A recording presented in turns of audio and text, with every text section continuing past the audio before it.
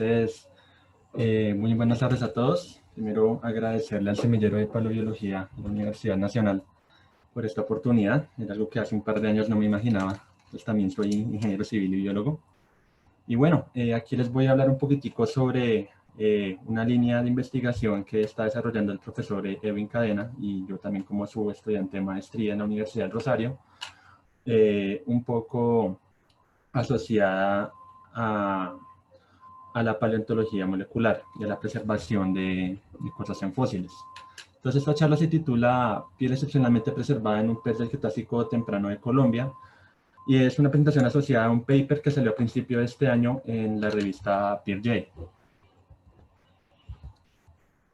Entonces, un poquitico de contexto, este fósil que encontramos pertenece a la formación Paja en la zona norte, en el municipio de Zapatoca, en Santander.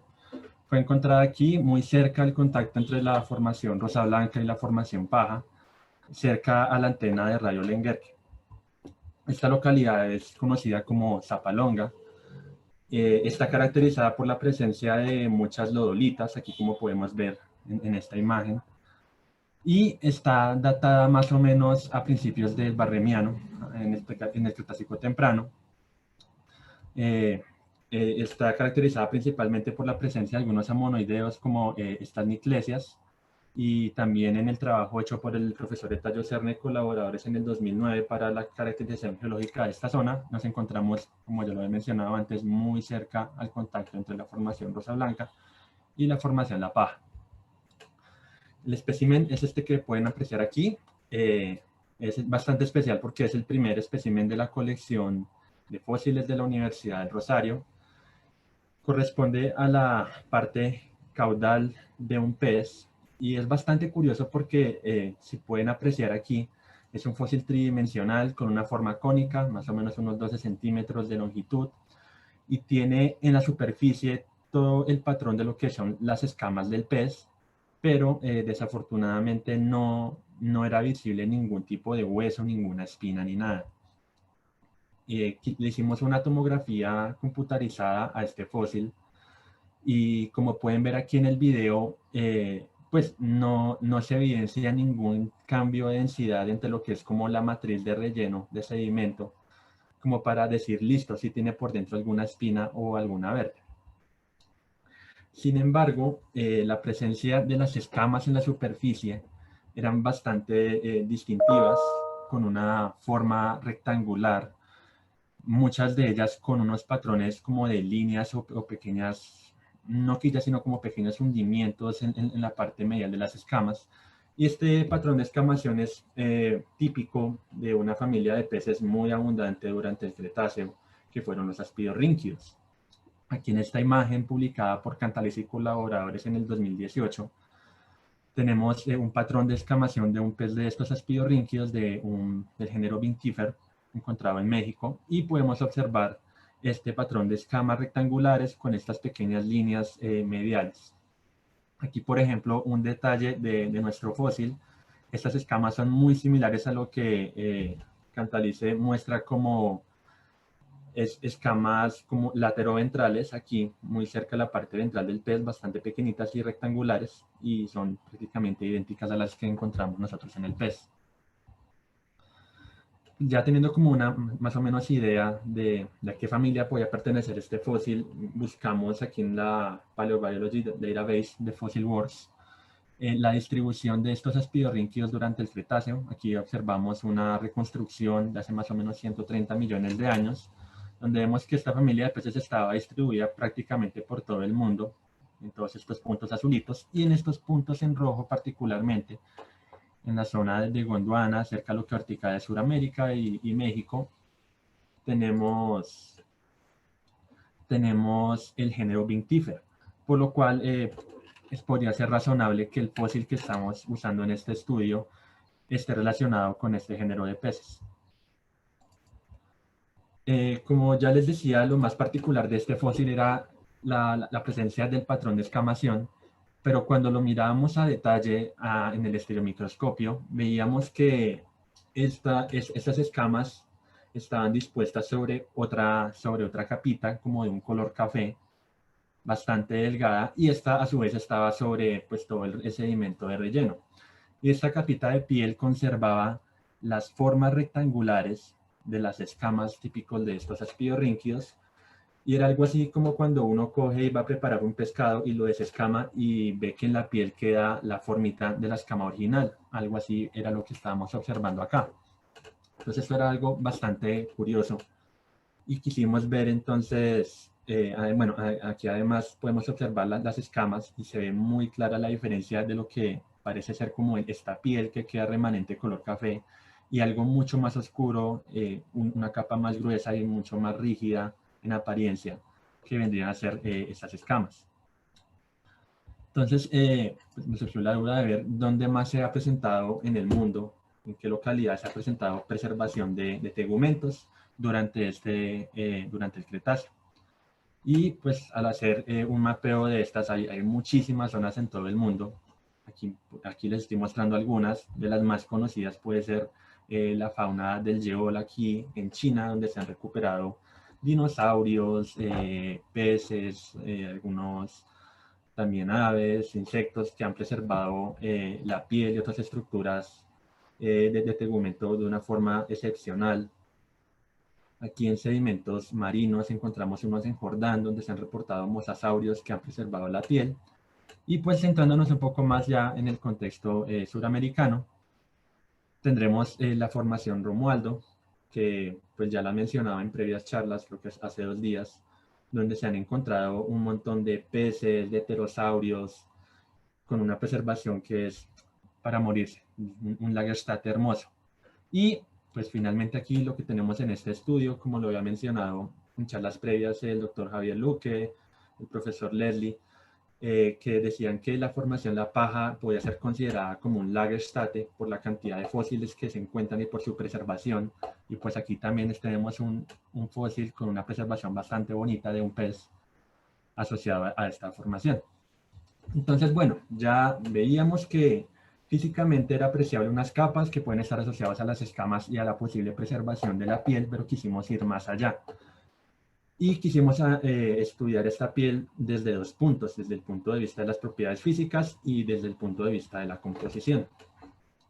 Entonces, para mirar las propiedades físicas y la composición, comparamos algunas muestras de nuestro fósil con peces actuales. Desafortunadamente esta familia ya pues no tiene ningún pariente cercano vivo. Se extinguieron ya al final del Cretáceo. Entonces pues lo comparamos con una mojarra que pues igual la piel de los peces parece que no ha cambiado mucho en cuanto a sus propiedades de composición. Entonces, estas propiedades físicas las miramos a nivel de lo que se podía apreciar en fósil y también de lo que sucedía cuando nosotros desmineralizábamos el fósil. Entonces tomamos algunos fragmentos de esta piel, la sumergimos en EDTA y al final teníamos algo así, una capita bastante flexible que aún preservaba, aquí podemos ver por ejemplo las escamitas, pero ya habiendo sido retirada de lo que era la matriz mineral del fósil. Y pues este mismo procedimiento también lo hicimos con la piel de la mojarra, aunque pues esta no se encontraba en fósil, pero como para mantener que todos estuvieran bajo el mismo tratamiento. También hicimos pruebas de mineralización usando ácido clorhídrico. Y bueno, ¿qué encontramos?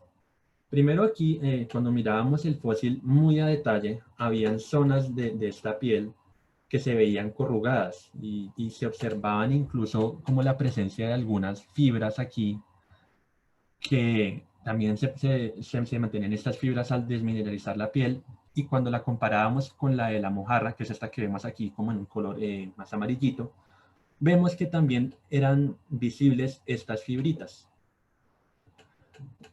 También al revisar como el remanente que quedaba al desmineralizar por EDTA el fósil, en el microscopio encontramos la presencia de unas fibras muy similares a lo que serían, por ejemplo, las fibras de colágeno que quedaban en el remanente. Esto ya nos da una idea de que, esta piel no solamente estaba ahí como una impresión, sino que se había preservado algo más. También una de las principales características de la piel de prácticamente todos los vertebrados es su gran elasticidad y flexibilidad.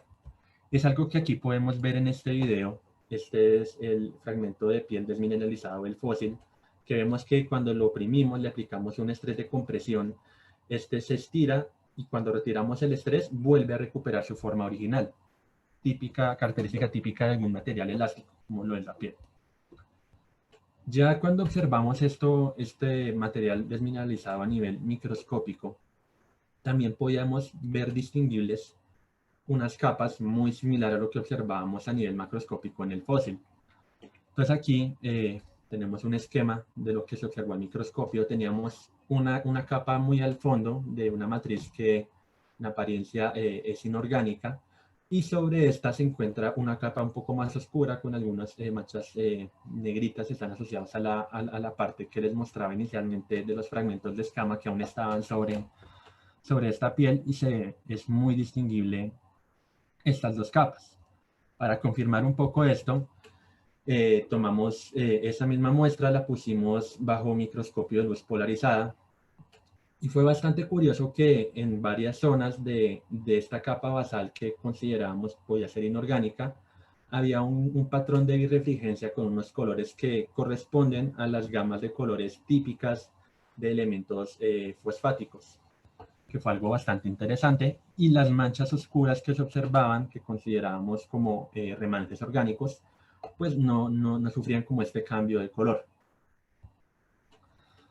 Ya con esta confirmación de que sí estábamos ante como dos fases, una orgánica y una inorgánica, pues empezamos a hacer una caracterización elemental usando microscopía de barrido electrónico con un EDS, y pusimos estas muestras dentro de este microscopio, estas muestras sin ningún tipo de recubrimiento, ya que lo que nos interesaba era mirar los elementos que se hubiesen preservado en el fósil. Y fue bastante curioso que aquí, por ejemplo, como ustedes pueden ver, se ve muy bien pues, a nivel macro la diferencia entre lo que es esta capa de color café que consideramos la piel y el sedimento de relleno, y pues es mucho mejor visto aquí bajo el microscopio. Realizamos algunas pruebas de composición elemental a nivel puntual, tanto en este fragmento de piel como en el sedimento asociado. Y sucedió algo bastante curioso, y es que aquí en la zona de la piel, al someterlo a este análisis elemental que implica un voltaje de más o menos 10 kilovoltios, esta piel sufrió una deformación, y aquí pueden ver como que se corrugó, como que se achicharró, posiblemente debido al efecto de los electrones que estaban bombardeando esta zona, pero fue algo bastante interesante, mientras que, por ejemplo, el sedimento permaneció prácticamente inalterado, a pesar de haber sido sometido a las mismas cargas eléctricas. Ya en el nivel de resultados de la composición elemental se realizó un barrido con el EDS, y es bastante notorio aquí que el carbono es un elemento muy predominante en lo que es la zona que consideramos orgánica de la piel, mientras que pues en la matriz de relleno, aunque hay presencia de carbono, no está en la misma proporción que lo que observamos en la piel. Igualmente aquí en el esquema vemos como el límite que existía entre este componente orgánico y la matriz de relleno, y lo habíamos observado en el microscopio de luz polarizada, que habían como algunos granos que se podían asociar a componentes fosfáticos, y aquí justamente en este límite vemos una relativa abundancia de fósforo y también un poco de calcio. Entonces aquí como que podríamos confirmar la presencia de estos componentes fosfáticos en la capa basal sobre la cual estaba depositada la piel. Ya confirmando que en efecto esto es algo orgánico, que es una capa muy rica en carbono, quisimos ver, bueno, pero qué componentes se habrán preservado, para lo cual realizamos una espectroscopía con rayos infrarrojos, un FTIR, y igualmente comparamos con un espécimen actual, con un fragmentico aquí de la piel de la mojarra. ¿Por qué? Porque esto nos da un perfil de qué patrones de onda y de qué componentes son predominantes aquí en un pedazo de piel, y nos arrojó esta curva que es muy similar a las curvas típicas de FTIR asociadas a colágeno, donde se observan unos picos muy marcados en zonas asociadas a amidas, a la amida A, amida 1, amida 2, amida 3, que son típicos, como ya lo mencionaba antes, del colágeno. Y aquí en esta gráfica pueden ver que pusimos unas bandas, porque pues estos valores de longitud de onda no son como específicos para cada tipo de amida, sino que tienen un rango de variación. Entonces, para comparar, usamos este rango de variación. Y tuvimos la fortuna de encontrar en la literatura que ya se le había realizado un FTIR a un fragmento también de una escamita de Vinctifer comptoni. No recuerdo bien si este fue de México o de Brasil. Lo comparamos obviamente pues, con nuestra muestra en bruto, y aquí hago una pequeña aclaración, y es que desde el momento de la colecta este fósil siempre fue manipulado con guantes estériles. Nunca lo tocamos para evitar precisamente contaminación, pues ya que en nuestro laboratorio hacemos muchos trabajos asociados al tema de preservación y de paleontología molecular, y ya es como un protocolo estándar de nosotros.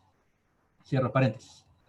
Y bueno, también aquí en este ensayo usamos como control un fragmento del sedimento asociado también a este fósil, pues para ver que no fuera también que el sedimento tuviera el mismo patrón.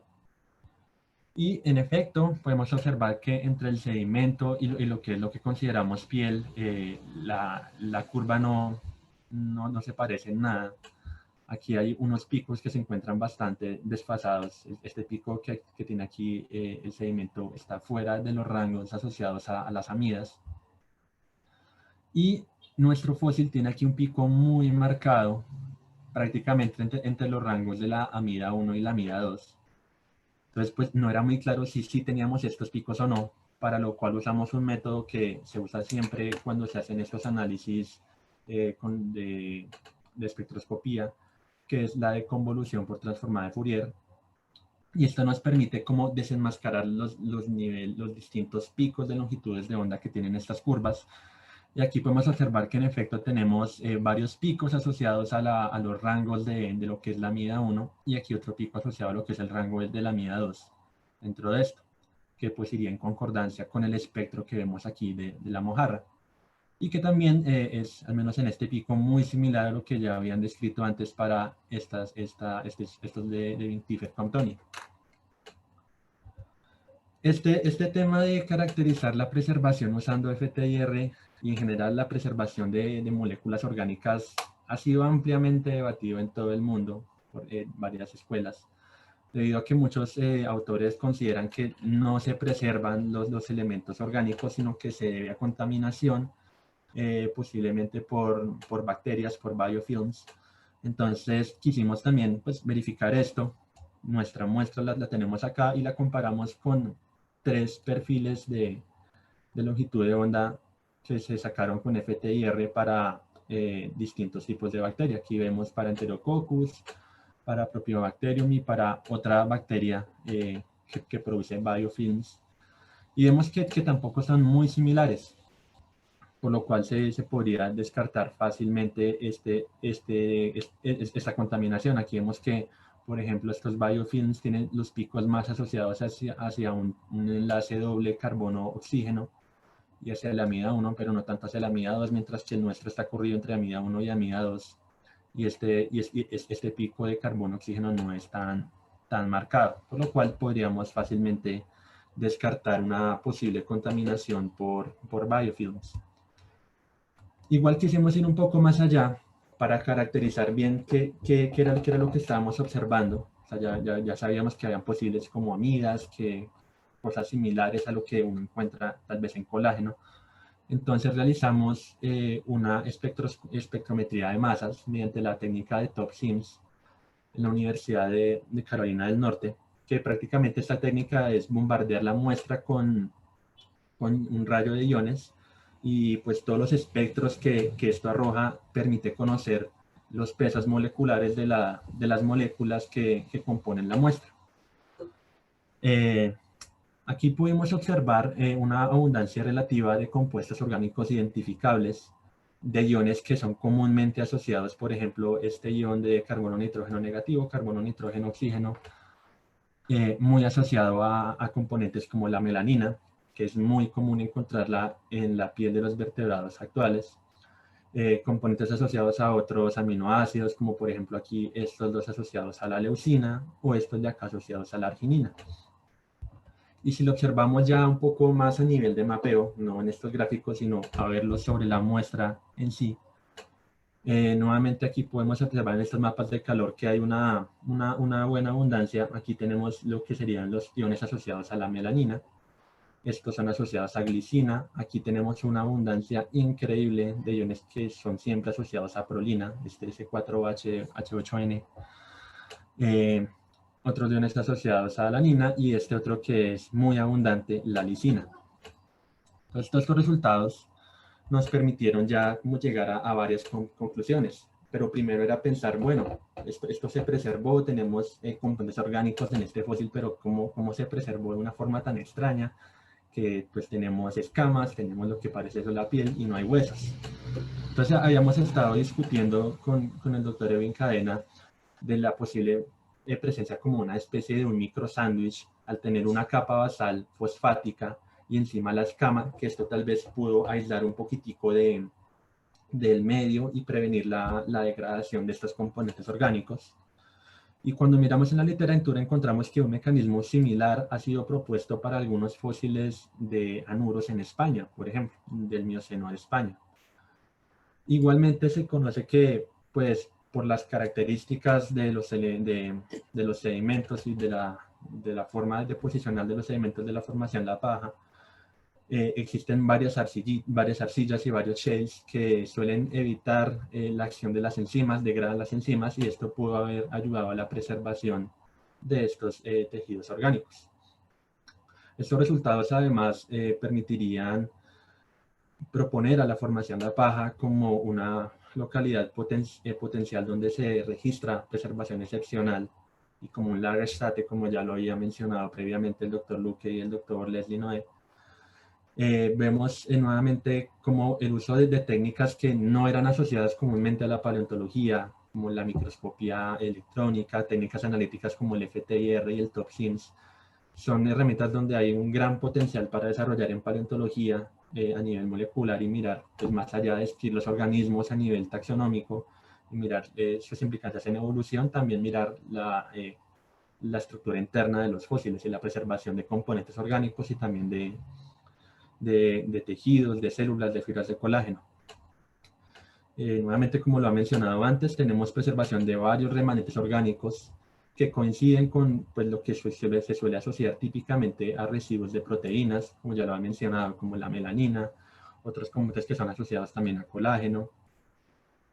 Y esto también permite abrir nuevas oportunidades de trabajo aquí con los fósiles de este país. Precisamente estamos trabajando en la preservación de este tipo de tejidos epiteliales con otros vertebrados de la formación La Paja, como es el caso de un ictiosaurio que estamos revisando con Nirley Cortés y también con el doctor Edwin Cadena.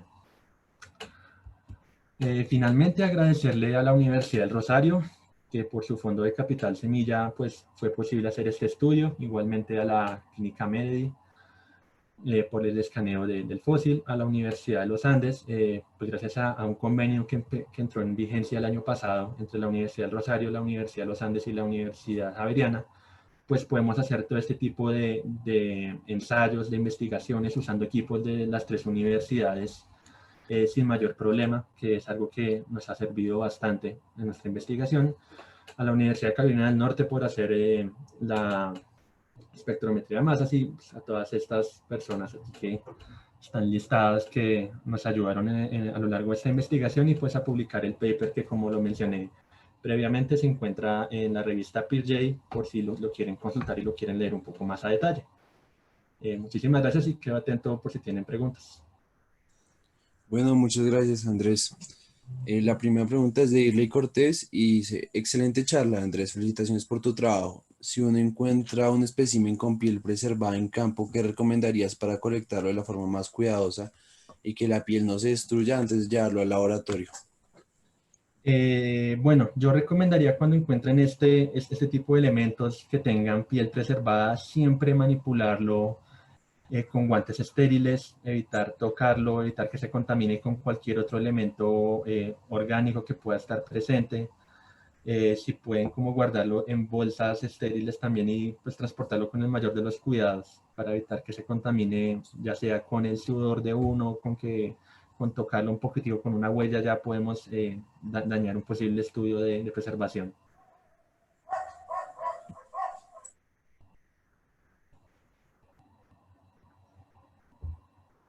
¿Una otra pregunta? Bueno, Andrés, no hay más preguntas. Muchísimas gracias por la presentación. Pues si quieres podemos esperar un momentico a ver si llegan más Eh, preguntas. Si le parece bien. igual, igual todos invitados a la charla del doctor Edwin Cadena, que vendrá creo que después de la pausa del almuerzo, pues con él es que estamos desarrollando todo este tipo de investigaciones que están asociados a la paleontología molecular y pues también tenemos varias investigaciones que estamos llevando a cabo con preservación, además de células en fósiles, que es bastante interesante. Sí, correcto. Tendremos la presentación del profesor Cadena aquí mismo a las 2 de la tarde. Es la última conferencia magistral del día y también la última conferencia magistral del Congreso. Todos están invitados a asistir. Y bueno, Andrés, sin ser más, bueno, acá viene otra pregunta de Arnold Cardoso. ¿Qué tan difícil es poder encontrar registros de este tipo y cómo se configuran en términos evolutivos? Es bastante complicado y raro encontrar este tipo de registros, pero pues están saliendo. Yo creo que ahorita, ya como lo han mencionado varias personas, estamos en un momento como bien importante para la paleontología colombiana y estoy confiado de que van a aparecer muchos más registros de este tipo y como ayer lo mencionaban, tal vez encontremos el posible Borges Shale de Colombia muy pronto. ¿Qué implicaciones tienen esto a nivel evolutivo? Uy, hay muchas preguntas que yo creo que se pueden resolver y se pueden estudiar. Eh, Precisamente ayer con lo que hablaba la doctora Catalina Pimiento, a mirar también nivel de preservación, no solamente de moléculas, sino también de células, uno puede empezar a mirar cositas de cómo fueron evolucionando las configuraciones de celulares, las moléculas y siempre han estado como, siempre como la piel y las células se han compuesto de la misma forma o han cambiado. Entonces, y también yo creo que este tema de mirar técnicas nuevas en los fósiles puede permitir resolver otras preguntas también, no solo evolutivas, sino fisiológicas, de ver cómo cada organismo tenía diferentes configuraciones internas a nivel celular, a nivel de tejidos, según el ambiente en el que vivía. Bueno, Javier García pregunta, excelente charla, Andrés. ¿Encontraste algún indicio en proteínas que puedan indicar pigmentos? Eh, Encontramos, como lo mencionaba al final, la presencia de iones asociados a melaninas. Desafortunadamente, pues en este estudio encontramos eran fragmentos de iones asociados a proteínas, no encontramos como una cadena proteica como tal. También son fósiles bastante antiguos de varios millones de años que las cadenas proteicas se han ido degradando, pero existe el potencial de encontrar fósiles tal vez con cadenas un poco más largas y que uno pueda pues mirar la posible presencia de pigmentos. También algo que, pues, por varias cuestiones no pudimos realizar, pero sería interesante hacer es, por ejemplo, hacer cromatografías para ver si se pueden aislar proteínas en sí y ya mirar un poco más a detalle si están estos pigmentos o no, o las proteínas completas, tal vez. Bueno, dos preguntitas más ahí rápidas para terminar. Aquí preguntan, a pesar de la extinción de la especie, los componentes de la piel difieren mucho de la mojarra. Como lo veíamos en el FTIR, son patrones parecidos. El colágeno es un material que compone la piel y está prácticamente presente en todos los vertebrados, entonces pues yo no creería que el componente de la piel en sí haya cambiado como tal. Ya se ha reportado no solamente pues aquí en este estudio, por ejemplo, recuerdo mucho un dinosaurio que encontraron en Canadá que parece momificado y han visto temas de pigmentación y también de la piel. y prácticamente los componentes son bastante conservados a nivel de los vertebrados. Entonces, pues nuestro estudio se ve que son similares, no exactamente iguales, obviamente, pero no difieren mucho. Bueno, la última pregunta dice, ¿qué otros especímenes se han encontrado con piel y así también conservada? Bueno, aquí en Colombia no tengo, no recuerdo varios, pero como lo mencioné, digamos, por ejemplo, para la formación La Paja, estamos con Dirley Cortés mirando un ictiosaurio que a nivel macro se observa que tiene la piel pegadita, y estamos mirando también el tema de composición. También se dio un mosasaurio que hablaba la profesora María Páramo, que había preservado también tejidos blandos. Pues hay muchos fósiles aquí en Colombia que se ha registrado que tengan tejidos blandos, pero creo que no se le han hecho como estudios a nivel de preservación de moléculas, y también vale la pena mirar si vale la pena hacerlo si no han sido tal vez contaminados. Bueno, Andrés, otra vez muchísimas gracias por la presentación. Vale, muchísimas gracias a ustedes.